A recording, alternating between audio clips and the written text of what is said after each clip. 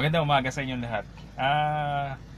May mga nagtatanong, ano daw ba ang tip para maging kapaki-pakinabang o maging productive o competitive ka sa field o sa trabaho na pinasok mo? Una, ganito yan. Nagtatrabaho ka para sa family mo. Nagtatrabaho ka para sa progress ng buhay mo. Yun yung una mong isipin.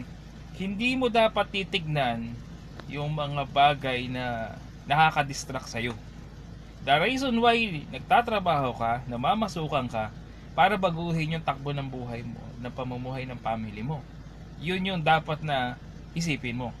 Hindi kasi po pwede na gusto mo yung trabaho mo, pero ayaw mo yung mga nakakasalamuha mo.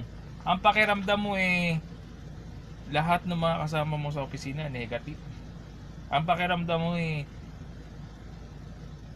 wala na sila ibang binabantayan kung hindi ikaw lang. So, regardless, bakit ka ba nila binabantayan?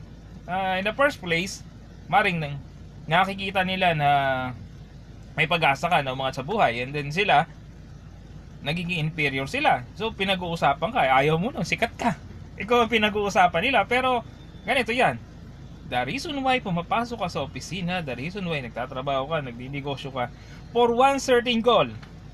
Gusto mong baguhin ang takbo ng buhay mo. Yun ang itanim mo sa isip mo. You have focus on your work. Regardless kung ano yun nasa paligid mo. Doon ka magiging productive. Huwag ka na mag-isip na lilipat o whatsoever. Basta nagkaroon ka ng work, napapakain yung family mo, marangal yung hanap buhay mo. Regardless kung gaano kalaki yung kita mo. Ang mahalaga, masaya ka.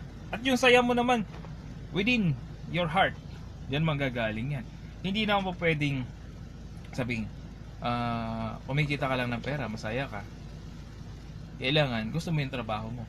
At para maging mas kapaki-pakinabang yung trabaho mo, isipin mo na gumagawa ka ng certain job or obligation or task dahil nakakatulong ka sa company, nakakatulong ka sa growth ng company, nakakatulong sa progress ng company.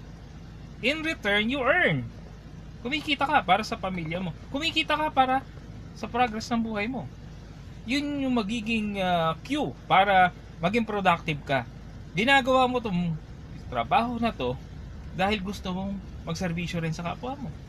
At sino ba yung kapwa mo? Una, siyempre yung sarili mo, yung family mo, at yung mga nakapaligid sa'yo, at yung mga kliyente na yung nagpupunta o ina-assist mo sa opisina nyo.